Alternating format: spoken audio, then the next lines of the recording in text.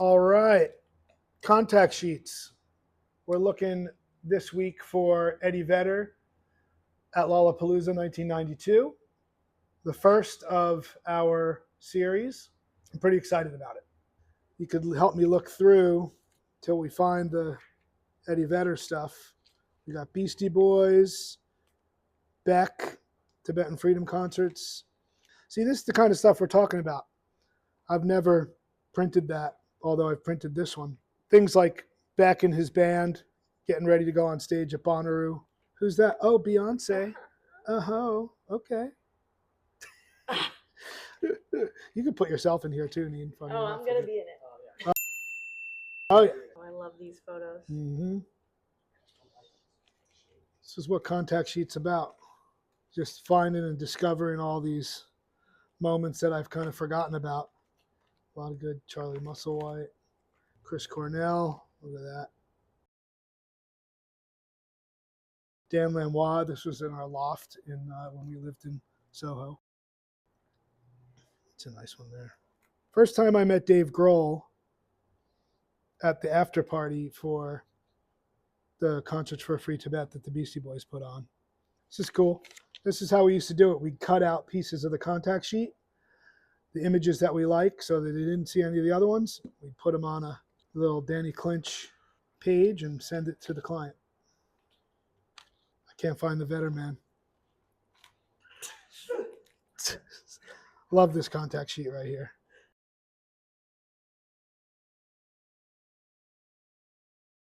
This is kind of cool too, a little bit of dark room suggestions.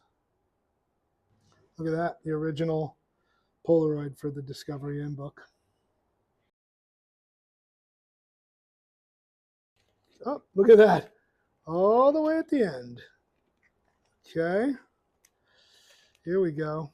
We're going to go over some contact sheets. As I may have said earlier, the first one we're going to do is Lollapalooza in 1992, where I went with my buddy Tim Donnelly, who's also one of my partners in See Here Now.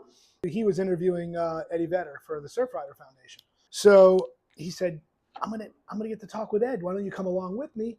And you can take some photos, bring your camera, whatever, right? So we go back there. We're looking to see where Ed is, and we're trying to get backstage. And they're like, you can't come backstage. Someone gets Ed's attention. He knows he's going to do the interview. He loves surfing. He loves to support the Surfrider Foundation. He says, oh, you can't get back here? And we were like, no. So he literally climbed over the fence and joined us out in the general population. And we went and found like a nice shady spot to hang out and have Tim do the interview. And then at the end, I shot some photos. It was a great hang. You'll be able to see, well, you'll see here because Nina's going to cut it in. It was really a great hang. We just kind of posted up behind like an old trailer against the fence, and they had the conversation, and I ended up shooting some photographs of them.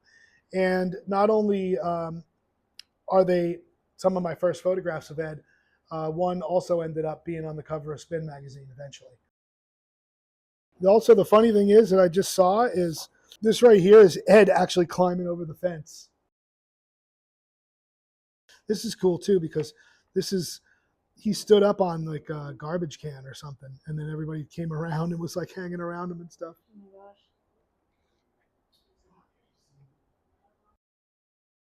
So this would be the hero image. When we talk about the hero image, we talk about the one that is the one that I select as my favorite, that ends up representing the moment. These are cool though too. So like I would do this one. I think this is cool. I get a little X on that one. This one's pretty cool too, where he's just laughing. And it's interesting, you go back over after however many years this was, 30 years ago, you go over the contact sheets and you end up finding something that you didn't choose, in the beginning. Yeah. So yeah, you come back and you find something, well, you're so used to seeing this one, which I love. And then you come in and you're like, oh, well, I never thought this one was actually that great, but now look at this. I love this one. This camera right here is the Rolleiflex twin lens camera. This is the camera that I took the photographs of Eddie, the portraits of Eddie Vedder at Lollapalooza in '92. This was my first medium format camera. when I finished assisting and working for other photographers, I wanted to have a camera that was medium format, and they were pretty expensive. I eventually got a Hasselblad C, but this was the first medium format I have. 120 film, again, a lot of Tri-X, and as you can see, I just would throw this in my bag, not even at this point, didn't even have a lens cap for it. And towards the end of the era, let's say, and even to this day, I still shoot with this camera. The images have a little strange glow to them because the lens has been a little bit damaged, for better or for worse. I love this camera. It has a lot of character. As you look through these contact sheets, it was 1992. The Jim Rose Circus Sideshow was there. I also love photographing the fans. And here's a bunch of fans and the different fashions that were going on at the time.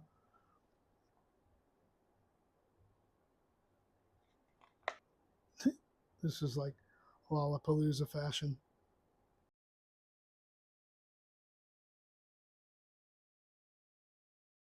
So that was the portrait camera, and a lot of the square images are the 120.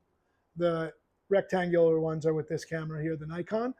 And now we're going to move on to the live show where Pearl Jam was playing their 10 record. 10 had just come out, and I got to see it. So this camera here is a Nikon FE. I had a Nikon FE, Nikon FE2. There's like an FM2 also. But this was one of my favorite cameras that I shot with in the early days. Nikon film camera, a lot of Tri-X running through here.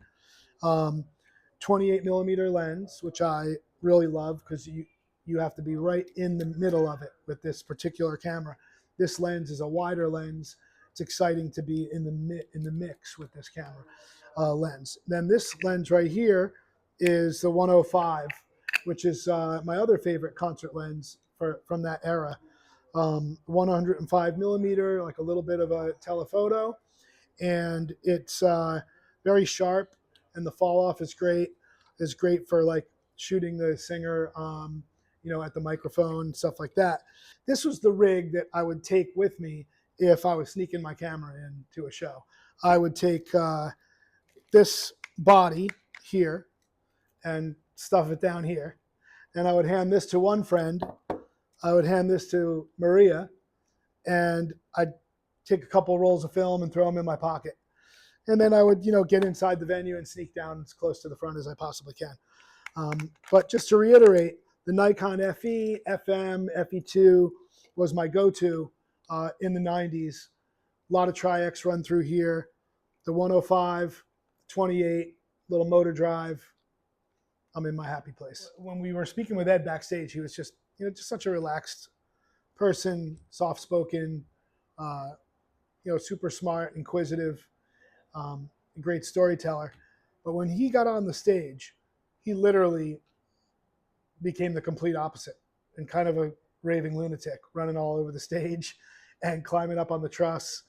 And he climbed up on the truss, and after all these years, I finally realized he knew where we were in the crowd, and he climbed up on the truss on our side, and then he completely jumped into the crowd, almost basically right on top of us.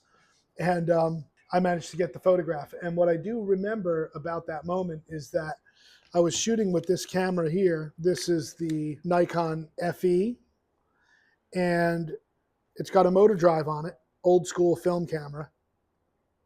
Well, the batteries died in the motor drive, so I only had one photo to capture. And what I just realized is this camera hasn't been used in at least 10 years, and there's film in there. So basically, we'll see what happens. But yeah, the motor drive wasn't working, and I decided that I would just obviously turn it off. So I only had one shot to catch the moment of Ed basically jumping on top of us. Wow. So this is really interesting. I could tell that I'm at I remember frame 31, right? So you have 37 exposures on a roll of film. And this one here, I could tell I'm at the end of the roll of film, and Ed, then he climbs up into the rafters And I have to decide, am I going to quickly try to reload the camera, possibly miss the shot, or am I going to conserve the 6 or 7 more frames that I have left? In a digital world, you just shoot the heck out of it. With film, you got 7 shots. He climbs up on the scaffolding, he gets up there, and then he jumps. So it's frame 31, 32, 33, 34. He's in the crowd. Insane. So if you're at a Pearl Jam concert and Eddie Vedder climbs up on the truss, you might not want to stand underneath him. Or you might want to.